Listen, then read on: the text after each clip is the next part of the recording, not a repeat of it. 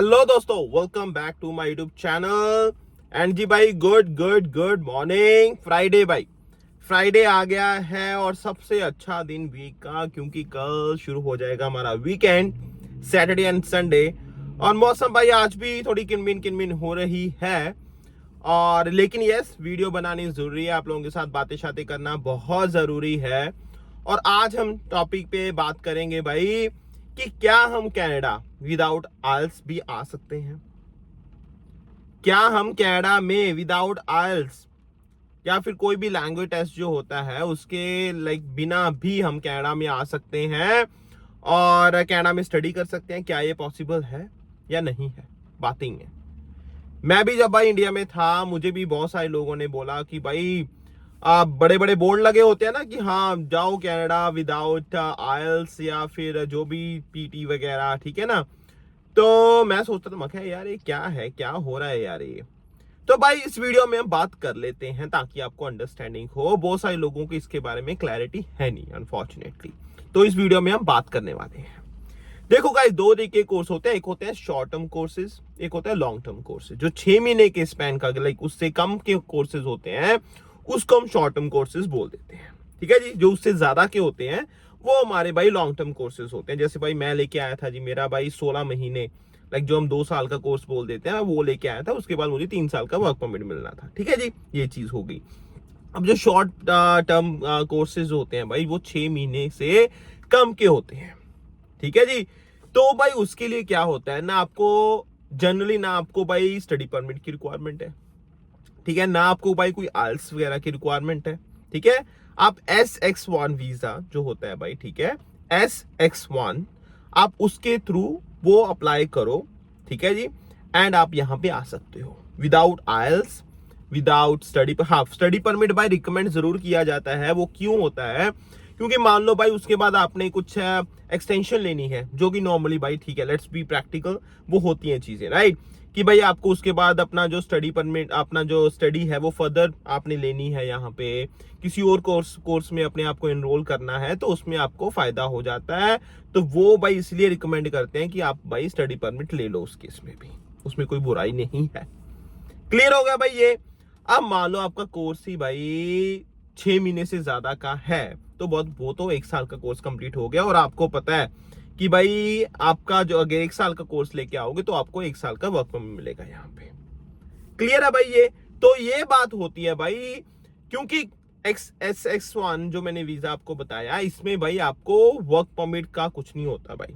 आप काम नहीं कर सकते हो, चाहे आप स्टूडेंट हो, चाहे जैसे भी आप, अगर आपका जो भाई 6 महीने से कम का आपका कोर्स है, तो भाई तो आप वो वर्क परमिट के लिए एलिजिबल नहीं हो कनाडा, कि आप कनाडा में काम नहीं कर सकते हो, आप कनाडा में काम नहीं कर सकते हो, ठीक है जी। तो भाई जो भी कंसल्टेंट या जो भी एजेंट या आपने भी जितनी रिसर्च की है, तो भाई इसको ध्यान में रखना बहुत जरूरी है कि ये सिर्फ जैसे इंग्लिश लैंग्वेज प्रोग्राम्स हैं हमारे जो 4-5 महीने की होते हैं, ESL आई थिंक, एंड हमारे फ्रेंच के काफी कोर्सेज हैं जो 4 महीने की होते हैं बेसिकली। तो वो क्या है भाई, शॉर्ट टर्म कोर्सेज हैं, ठीक है ना। तो वो उसके लिए भाई कोई आइल्स कुछ नहीं चाहिए आपको। हाँ, स्टडी परमिट अप्लाई कर दो, वो आपके लिए बेहतर है, ठीक है ना, वो आप कर सकते हो उसको भाई। SX1 हम वीजा उसके लिए अप्लाई करते हैं जी। आप आओ यहाँ पे, कोर्स कंप्लीट करो, you have to go back, या फिर आप यहाँ पे आके दोबारा से आप आगे अप्लाई करना है नहीं करना है, वो एक अलग चीज है, वो एक अलग चीज है। उसमें भाई ये होता है कि अगर आपके पास ऑलरेडी स्टडी परमिट है तो उसमें थोड़ा सा है कि आपको ज्यादा झंझट में फंसने की फिर जरूरत नहीं पड़ती, क्योंकि आपने ऑलरेडी अप्लाई कर रखा है, उसको आपने जस्ट एक्सटेंशन लेनी है, and that is much better way, है ना।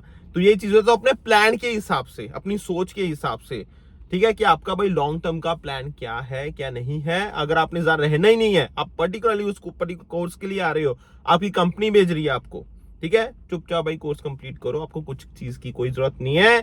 आप आओ यहाँ पे, स्टडी करो एंड डन। फॉर एग्जाम्पल, आप एक कंपनी में, मल्टीनेशनल कंपनी में आप काम कर रहे हो, उन्होंने बोला जी आप फ्रेंच सीख के आओ।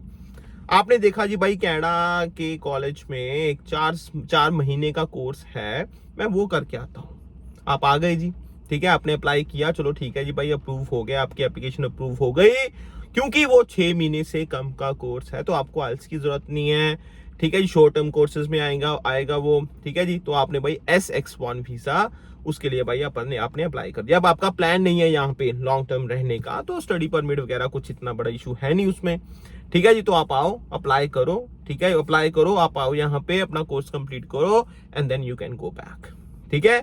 तो ये चीजें होती हैं जी, आपको भाई थोड़ा सा देखो समझना पड़ेगा कि ऐसा नहीं है कि जो हमारे बेसिक कोर्सेज होते हैं उसके लिए आइल्स की जरूरत नहीं है भाई, या लैंग्वेज टेस्ट की जरूरत नहीं है, ऐसा नहीं होता। उसके लिए भाई आपको लैंग्वेज टेस्ट चाहिए ही होगा। हाँ, जो शॉर्ट टर्म कोर्सेज है उसमें आपको लैंग्वेज टेस्ट की जरूरत होती नहीं है, ठीक है। तो ये चीजें होती हैं, किसी के भाई जो कहता है ना उसको अच्छे से समझो, उसको अच्छे से दिमाग में बिठाओ कि एक्चुअल में प्रोसेस क्या है। बाकी डीप इंफॉर्मेशन अगर आपका प्लान है तो भाई एग्जैक्ट पूरे प्रॉपर ना रिसर्च किया करो इन टॉपिक्स पे कि क्या है क्या नहीं है, ऐसा क्यों बोला जा रहा है, रह देन की ठीक है भाई। कुछ लोग पता है क्या बोलते हैं, कहते हैं जी आप कनाडा चले जाओ जी, वहां पे जाके कोई बात नहीं अपना प्रोग्राम। यार नहीं, क्यों चक्करों में पड़ना है भाई, इतने करना तो फिर आपको यहाँ पे पड़ेंगी ना चीजें सारी दोबारा। आप मान लो किसी ने आपको यहाँ पे भेज दे, ठीक है जी, आपको कनाडा भेज देते हैं, आज की जरूरत नहीं है आपको, ये शॉर्ट टर्म कोर्स लेके भेज दिया। अब यहाँ पे आपका जैसे ही कोर्स कंप्लीट होने वाला होगा फर्स्ट तो आप जाओगे, अगर आपने एक्सटेंशन लेनी है दूसरे कोर्स में अपने आप को इनरोल करना है तो भाई प्रोसेस तो सेम है ना, करना तो पड़ेगा। हाँ, विद इन कनाडा थोड़ा इजी होगा, बट क्यों भाई 4 महीने का एक्स्ट्रा आपने लगा के आना है, जब आपने आपका अल्टीमेट प्लान ही आपने 2 साल या 1 साल की स्टडी लेनी है तो डायरेक्ट लेके आओ, डायरेक्ट लेके आओ। 2 महीने 4 महीने आल्स में और लगा लो या पीटी में और लगा लो यार, लेकिन इतना कॉम्प्लिकेटेड मत करो चीजों, किसी के बहकावे मत आओ यार। अपना थोड़ा दिमाग लगाओ, अपना थोड़ा समझो, चीजों को देखो कि क्या हो रहा है क्या नहीं हो रहा, मेरे लिए क्या चीज अच्छी है ना, उस चीज को देखा करो यार। ऐसा नहीं भाई ठीक है जी मुझे आल्स की भी जरूरत नहीं है भाई, मैं तो कनाडा जाता हूँ, वहां पे जाके देख लेंगे। क्या देख लोगे यार भाई, यहाँ पे तो वहां पे तो चलो सब चीजें हैं, यहाँ पे लाइफ और ज्यादा कॉम्प्लिकेटेड हो जाएगी आपके लिए, फिर ना इधर के रहोगे ना उधर के, पैसा जो खराब होगा, टाइम जो खराब होगा वो अलग। तो भाई थोड़ा सोचा करो। और पेरेंट्स से भी मेरी हाथ जोड़ के यही बेनती है भाई, अगर आप अपने बच्चों को भेज रहे हो थोड़ी सी नॉलेज आप भी लेनी स्टार्ट कर दो, ताकि भाई आप एक दूसरे को सलाह दे सको, एडवाइस दे सको, सजेशन दे सको, वो दोनों साइड्स के लिए अच्छा होगा, because ultimately you are a team, right. तो भाई ये वीडियो थी मेरी आज की, मैंने सोचा भाई चलो इस टॉपिक पे बात करते हैं। मैंने पहले भी एक वीडियो अपलोड की हुई है कि जी SX1 वीजा है क्या, उसके लिए आइल्स की जरूरत है या नहीं है। बिल्कुल नहीं है भाई, ठीक है, आप कनाडा में आ सकते हो, बट वो सिर्फ शॉर्ट टर्म कोर्सेज के लिए होता है। शॉर्ट टर्म मतलब जिसका ड्यूरेशन 6 महीने से कम होता है, उसमें आप भाई काम करने के लिए एलिजिबल नहीं होते हो, आप वर्क परमिट के लिए अप्लाई नहीं कर सकते हो, वो चीजें होती हैं। उसके लिए फिर आपको फर्दर भाई जो 6 महीने से ज्यादा का प्रोग्राम है उसमें ही अपने आप को एनरोल करना पड़ेगा। उसी हिसाब से स्टडी परमिट होगा, उसी हिसाब से आगे वर्क परमिट होगा, उस हिसाब से आपकी आगे PR होगी। तो ये था जी आज का टॉपिक, आई होप आपको कुछ सीखने को मिला होगा। बाकी भाई ऐसी चैनल को सपोर्ट करते रहो, ठीक है जी, प्यार देते रहो। I see you next time in topic on discussion. से स्टे का अपना ध्यान रखना। बाकी भाई दोबारा कनेक्ट होते हैं जल्दी आप लोगों के साथ बातें करने के लिए। Bye guys, love you, enjoy, take care, bye bye.